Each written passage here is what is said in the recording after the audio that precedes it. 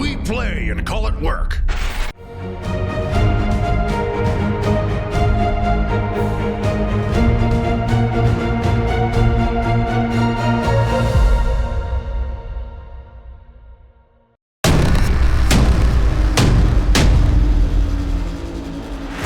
Hey everybody, Matthew here from MiniWarGaming.com, and welcome to the next episode of Traveling Through the Realms. We're now entering the realm of Ghur, the realm of beasts.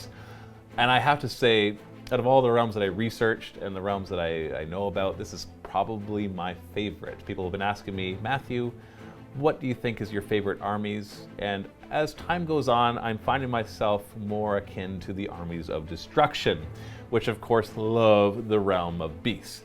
As always, there is a battle report that will be played after this Traveling Through the Realms lore video is all done at the link below in the Realm of Beasts, using the Realm of Beasts rules from the core book as well as the Blind Sorceries book, so go check that out after this video is over. The Realm of Beasts is probably the easiest to understand and the easiest to describe. It describes it as jagged continents where everything is bestial, where everything, not just the animals are predator and prey, but even the plants are predator and prey, and the very land itself is predator and prey. It talks about mountains that will move into ice to form its own armor. It'll talk about plains that rub up against the mountains to form these jagged points sticking out so they can protect themselves from people who want to, for heaven forbid, walk on them. It talks about rivers conquering hills and then carving them out. It talks about, like, if there's a river, it's most likely a rapids, because it has to be bestial in its nature. And there's chasms that actually will close and open, like there's some sort of huge jaws of some gigantic animal. And on top of that, there is no realm that is more full of savage beasts than the realm of beasts, which of course makes sense. In fact, it is home to some of the most gigantic beasts of all time.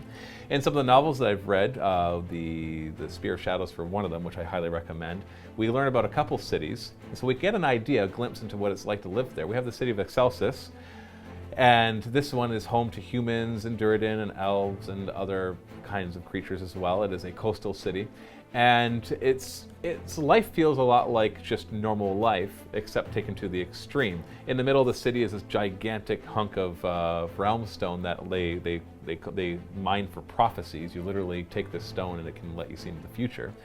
But in that city is one of the more normal cities. In one of the quests, they head out and they actually land on another city that is on the back of this ginormous beast, so big that an entire city is built on top of it. And this beast roams through the plains, eating everything in its path. And it's so big that the Skaven are actually infesting its insides. And there's certain seasons when it moves and it opens up certain areas, and that's when the humans and elves and dwarves will go down into its depths to basically fight back the Skaven as far as they can before those areas will close and they come back out. So there's a symbiotic relationship between them. It doesn't seem to care that they are hammering stuff into its outer shell. This thing is unstoppable. The Karajan overlords have to deal with enormous sky sharks, just huge ones, the size, if not bigger, than their entire ships, are all up there in the parts that are closer to the etheric void. Just everywhere you go. If you go into the oceans, you're going to find huge sea creatures as well. Think of it almost like taking a journey back to the era of the dinosaurs. And that probably, if you visualize the world like that, where I'm sure there's still winter there. We know that there's winter, at least from the Beastclaw Raiders, who bring around their magical winter with them. But I'm sure there's areas that's winter and areas that are sweltering. But the overall, it talks about it being huge open plains where huge creatures you can see swooping through the sky, and enormous creatures are walking around the plains, and enormous mountains. In fact, in one of the books that I read as well, they talked about a forest they went into, and what made this forest feel like a Realm of Beast forest is that the trees were enormous. Whereas in the Realm of Life, the trees could still be big, they're like more full of life. Whereas these trees were so huge that if you were at the ground, you couldn't see the sky. And the trees themselves were almost beasts.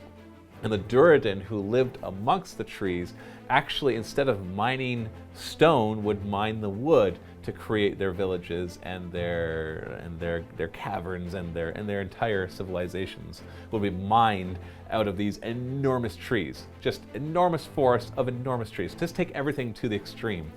Gorkamorka, of course, is the god of choice for this realm, and he is worshipped by many, not just the orcs and the ogres and the goblins, but even the human tribes who are all about savagery and about hunting.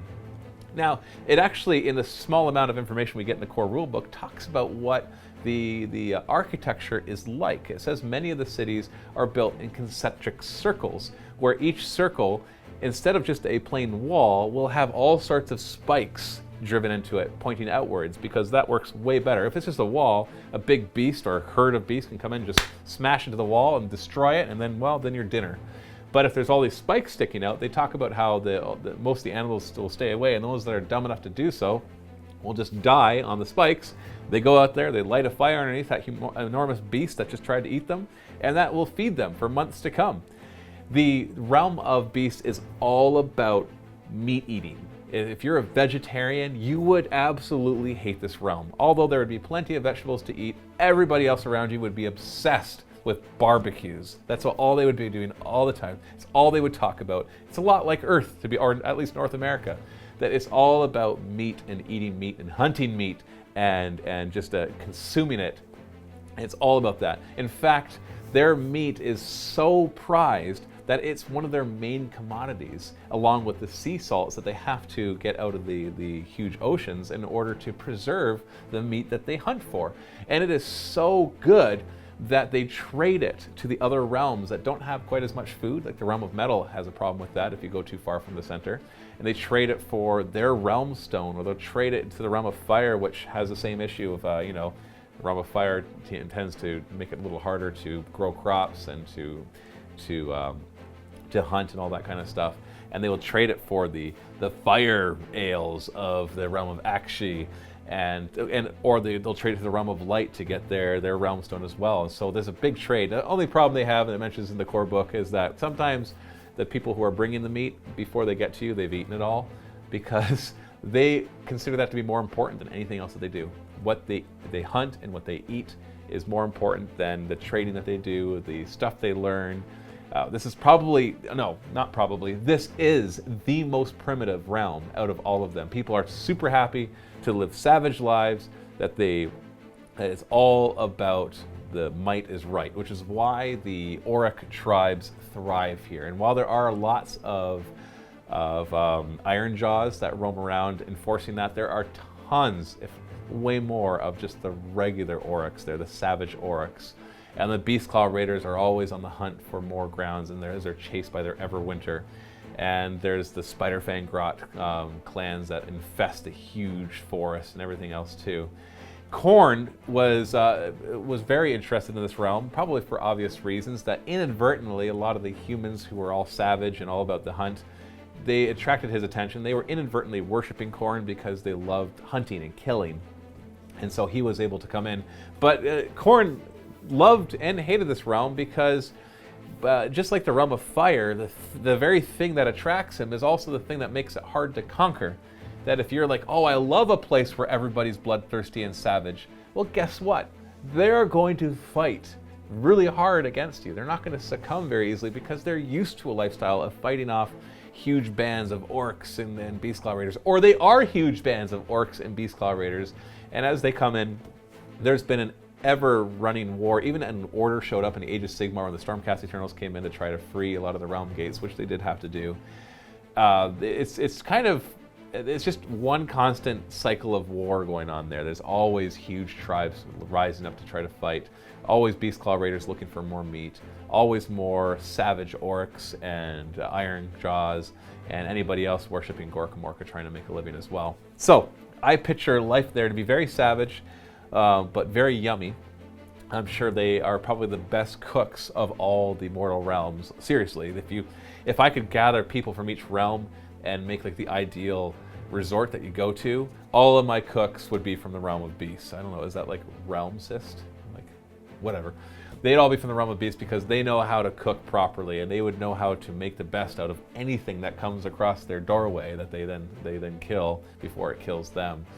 And so I picture life there as you're walking through their cities. Everything would be built out of, it actually says a lot of their cities are built from the skeletal remains of enormous beasts from ages past. So picture walking through a city where you look up and you can see these huge rib cage bones going up, and all these different buildings built out of bones and dirt and maybe some wood, maybe some stone.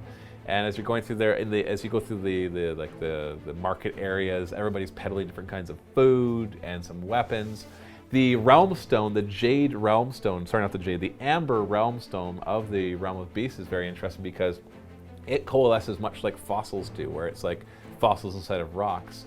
But it doesn't just coalesce into, it coalesces as small little rocks, which is, they're very jagged just to represent just how bestial it is. But they'll also coalesce into like the bone of a mighty animal. So you could actually be hunting an animal because its thigh bone is pure Realmstone. And that is one solid chunk of Realmstone, which is highly sought out after, not to break it down, but to keep it in that size, because then you can channel the bestial magics of the Realm of Beasts and use it to strengthen your troops and even transform yourself into some of those beasts and become more savage than ever. And so it is highly sought after, just like every other Realmstone, except for their very specific reasons. So Realm of Beasts is fantastic. I want to go there. It's actually just about lunchtime for me right now, so this is not helping because I'm really hungry right now, but I'm picturing it, and I can just see the huge smorgasbord of all the different yummy, succulent meats that are there, and all the other foods that they're cooking, and all the things that they've hunted from that day. And just that kind of feeling is what permeates there, as well as the typical cities like Excelsis, and although it's not super typical because of the Prophecy Stone, but still, it's more, architecture is more what you would expect, and all of that too.